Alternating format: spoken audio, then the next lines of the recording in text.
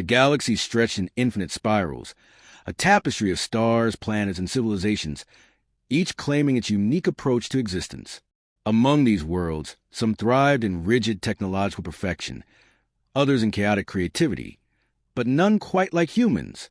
Humans were a curious anomaly, fragile in form, yet persistent in intellect, compassionate beyond measure, and astonishingly inventive. Their reputation had begun to ripple across the void, reaching ears that had never heard of altruism and hearts untouched by empathy. On a remote planet in the Orion Expanse, a world bathed in pale green sunlight, an alien girl moved through her environment cautiously.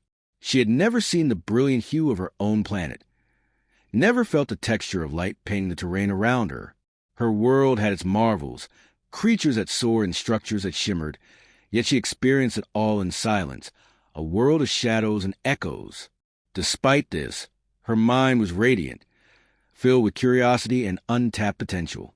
The beings around her recognized her intellect but dismissed it, for in their eyes, her blindness limited her worth. When humans arrived, aboard a vessel of unconventional design, the galaxy did not immediately take notice. To many, humans were small, fragile creatures, their technology primitive compared to the structured precision of alien civilizations. Yet, humans carried something that no machine could replicate: moral imagination.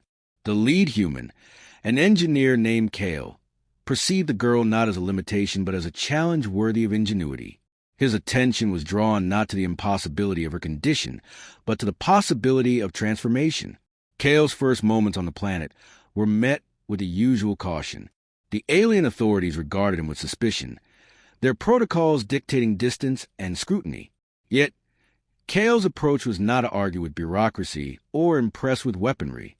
He communicated through devices, gestures, and carefully chosen words, each demonstrating understanding rather than dominance. He observed the girl, noting her awareness of the environment despite her lack of vision. She sensed movement, detected subtle vibrations, understood language in ways that astounded even her alien caretakers. This combination of vulnerability and brilliance ignited a determination within Kale. Initial attempts to interact were met with challenges. The girl, wary and accustomed to dismissal, hesitated to respond. She had encountered many beings who sought to exploit or pity her. Kale, however, approached differently. He offered no false promises, no spectacle, only attention and the quiet assurance of purpose. He allowed her to explore his devices by touch, describing their function with precision and patience. Slowly, a bond emerged, not through words alone, but through shared understanding and mutual curiosity. Kale recognized that any solution would not only need to restore sight, but honor her intelligence and autonomy. The alien society surrounding her was unyielding. Their systems emphasized efficiency over empathy, rules over intuition. They had developed technologies capable of phenomenal feats, yet they had never created something for someone like her, not because it was impossible, but because they had never imagined that possibility. Kale found the contrast stark and illuminating. While the galaxy measured success by output, humans measured it by impact. While alien civilizations sought control, humans sought comprehension. This perspective was the key, and Kale knew it. He began to study her biology, not with detached curiosity, but with intent to adapt and innovate. Every measurement, every scan revealed complexity, but also opportunity. Her eyes were unresponsive to light, yet her neural pathways were active, waiting for stimulation. He theorized that a device could bypass the traditional senses, converting input into signals her brain could interpret. Other humans might have seen difficulty. Kale saw potential. The challenge was immense. Resources were limited, the planet's environment unpredictable, instruments malfunctioned, and alien skepticism threatened progress at every turn. Yet, humans were resilient. Kale iterated designs tirelessly, refusing shortcuts, blending ingenuity with intuition. Each prototype revealed flaws, but with every failure came insight. The galaxy watched with detached curiosity, unaware that human creativity often thrived under constraint, transforming obstacles into innovation. Kale consulted with alien texts, ignored by their authors as irrelevant for someone like her, and combined them with principles unknown outside human laboratories. He sketched mechanisms that translated spatial data, into tactile feedback, energy fields into auditory cues. He theorized lenses that did not simply transmit light, but interpreted the environment and conveyed it as comprehensible data. It was unorthodox, unprecedented, and yet profoundly human. Meanwhile, the girl observed with patience.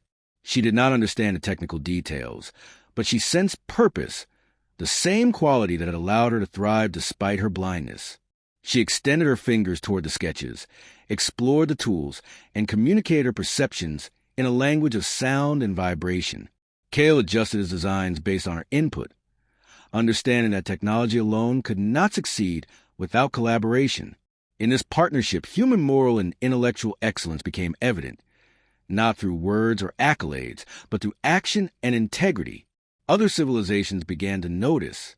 A council of alien observers, representatives from worlds that prided themselves on logic and precision, monitored Cale's work. They noted his unconventional methods, the absence of bureaucracy, the lack of formal hierarchy. To them, it was chaos masquerading as progress. They could not comprehend that humans measured value not by protocol but by outcome, that compassion and intellect could coexist to solve what had previously been deemed insurmountable. Cale faced pressure. Alien critics questioned his motives, his methods, even his competence. Yet, he remained steadfast. His focus was not on approval but on the mission, to give this girl access to a world she had been denied. His persistence was a quiet revolution. In every adjustment, every recalibration, he demonstrated the hallmark of human HFY excellence.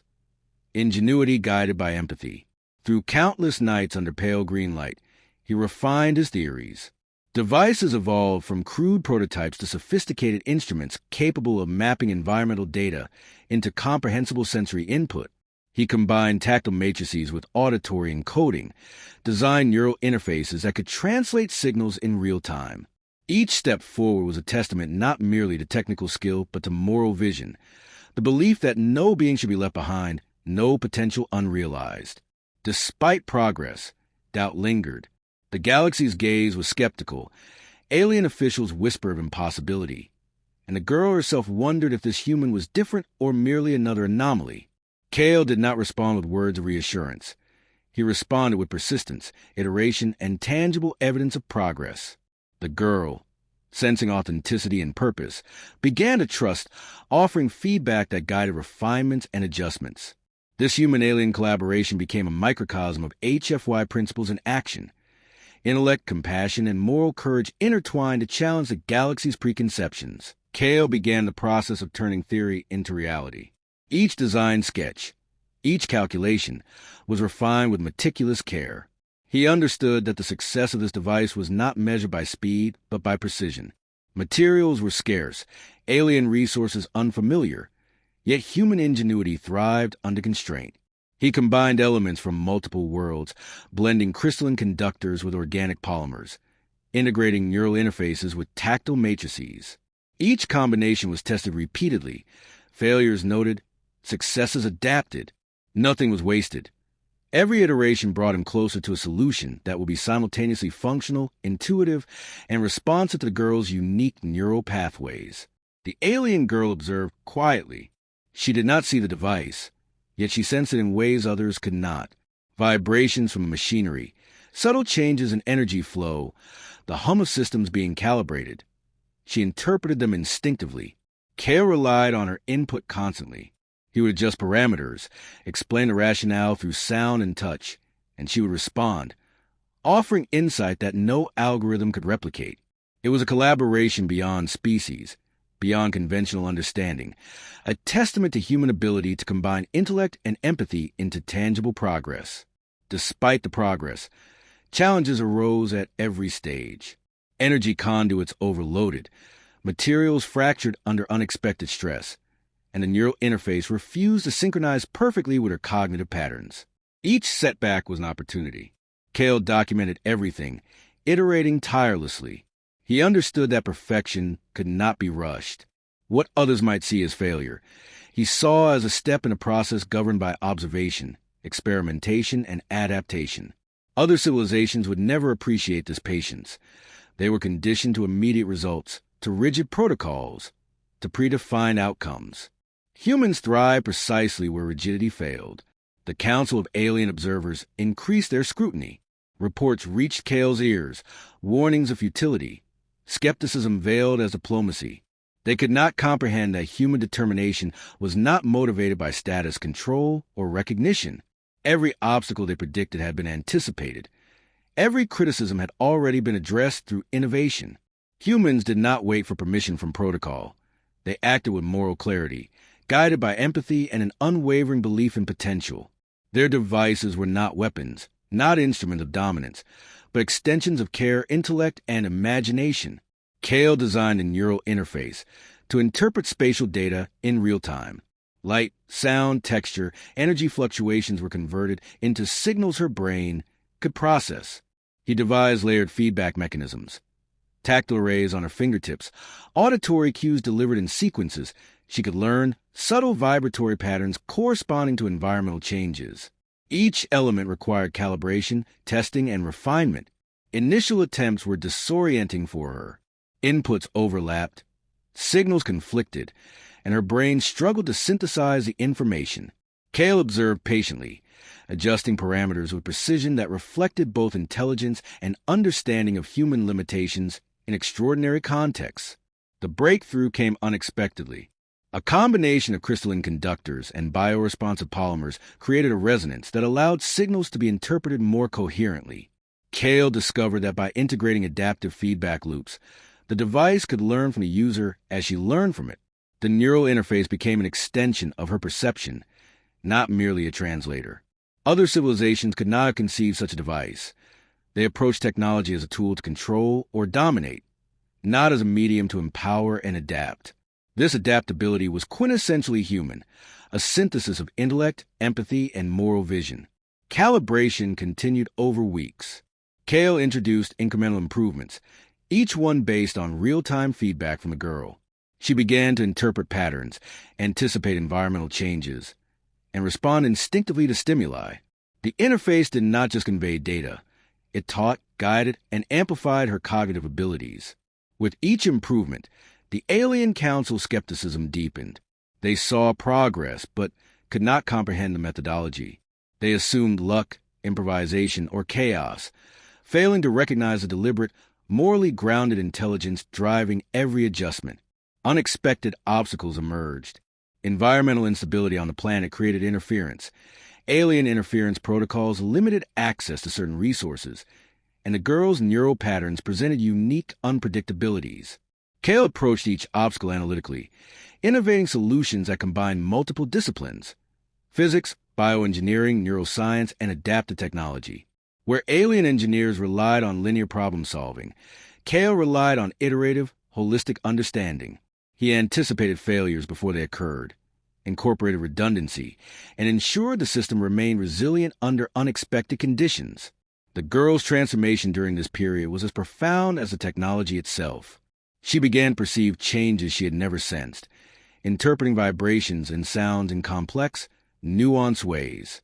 Her intelligence and curiosity flourished, catalyzed by human ingenuity. Cale recognized that the device's success depended as much on her willingness to engage and explore as on the technology itself. Humanity's hallmark was evident. They did not impose solutions. They fostered potential. The Alien Council attempted to intervene directly. They issued mandates, demanding that the experiments cease, arguing that human interference was inappropriate. Cale ignored bureaucratic intimidation. He responded not with confrontation but with calm focus, continuing his work under observation. The galaxy watched as humans demonstrated their unique approach, solving problems not for recognition or authority, but for moral purpose. Their innovation was inseparable from empathy. Weeks turned into months.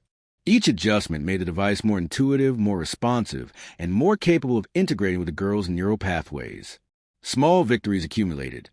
She interpreted tactile patterns faster, associated auditory cues with environmental changes, and demonstrated learning that no alien device could have anticipated. Cale's design evolved into a dynamic system capable of continuous adaptation, a device alive in its responsiveness, shaped as much by human ingenuity as by the girl's perception. The Council's skepticism began to waver. They could not deny the progress. yet they struggle to conceptualize the principles guiding it. Humans approach technology not as an end in itself, but as a means of amplifying potential, a reflection of moral intelligence combined with technical mastery. Kale's methods were iterative, empathetic, and adaptive, challenging the rigid assumptions of galactic civilizations. He had created not only a device, but a paradigm. Human intellect and morality could achieve what logic and power alone could not. As the device neared completion, the tension in the galaxy heightened. Reports spread across distant systems. Whispers of a human capable of engineering what others deemed impossible. Some expressed awe, others disbelief, most confusion. Alien societies were forced to confront a new principle. Humans could reshape environments and unlock potential without coercion, guided solely by purpose and care. The moment had arrived. The device, a culmination of months of human ingenuity, stood ready. Energy flowed through its conduits with perfect resonance. Neural interfaces aligned with the girl's cognitive patterns, and adaptive systems anticipated every potential fluctuation. Kale had tested, calibrated, and perfected every variable. The galaxy's skepticism lingered, distant observers uncertain if this human endeavor would succeed where alien precision had failed. Yet he knew with quiet certainty that the principles guiding his work were infallible. Empathy and intellect, combined in unyielding focus, could overcome any obstacle. When the interface activated, the girl's perception shifted instantaneously. Signals once incomprehensible now mapped into coherent, interpretable data. She recognized the world in ways her biology had never allowed. Light patterns were translated into auditory sequences and tactile responses, vibrations encoded with spatial understanding, energy fields converted into intuitive signals. Her mind absorbed the flow of information effortlessly, synthesizing stimuli into actionable awareness. For the first time, she experienced her environment not as a shadowed echo, but as a vibrant reality. The transformation was immediate, profound, and undeniable. Kale monitored neural outputs, noting the synchronization between device and cognition. Each feedback loop refined her perception, enhancing clarity, depth, and responsiveness. Other civilizations could witness the outputs through energy signatures and telemetry, yet comprehension eluded them. They observed data, charts, and measurable metrics, but the essence of the achievement, human ingenuity combined with moral vision, remained beyond their grasp. Humans had not created mere technology. They had enabled perception itself. The girl responded with instinctive grace. Movements became precise, coordinated, and informed. She interpreted environmental cues previously inaccessible, identifying subtle gradients in terrain, sound, and energy flow. Tasks that had once been impossible were executed effortlessly. Her understanding of her world expanded exponentially with every interaction, guided by the device's adaptive interface. Kale observed silently, knowing that human excellence was now visible in action rather than theory. No alien protocol, no council decree, no mechanized assessment could replicate this combination of intellect and moral-driven innovation. As she explored, subtle energy signatures emanated from the device, sending ripples across the galaxy. Civilizations that had once ignored human presence now tuned their sensors, intrigued and astonished.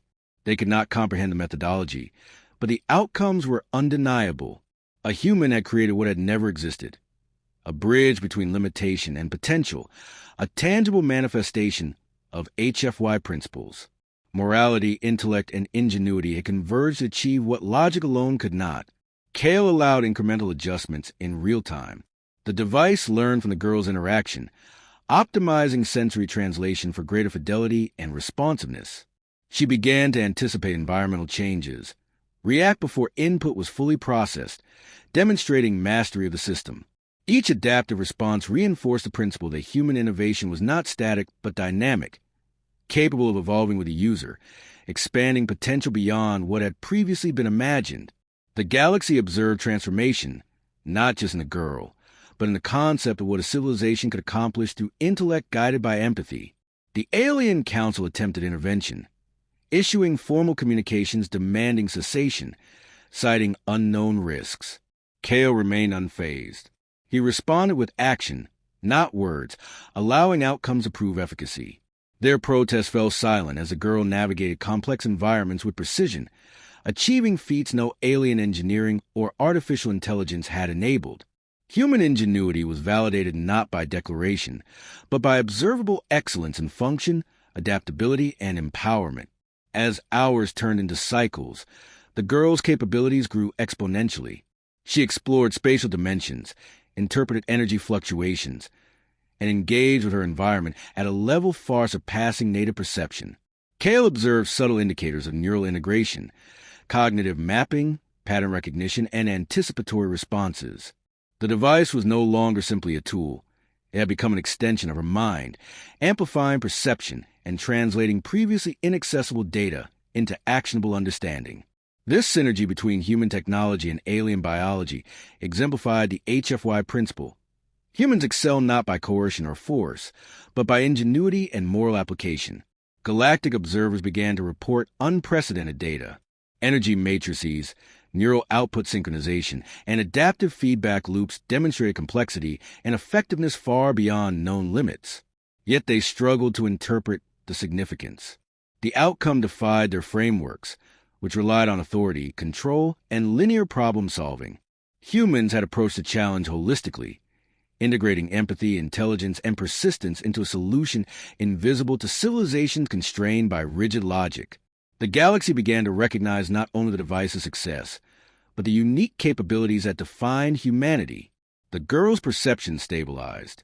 Her movements became fluid, precise, and instinctive. Spatial awareness, previously impossible, was now intuitive.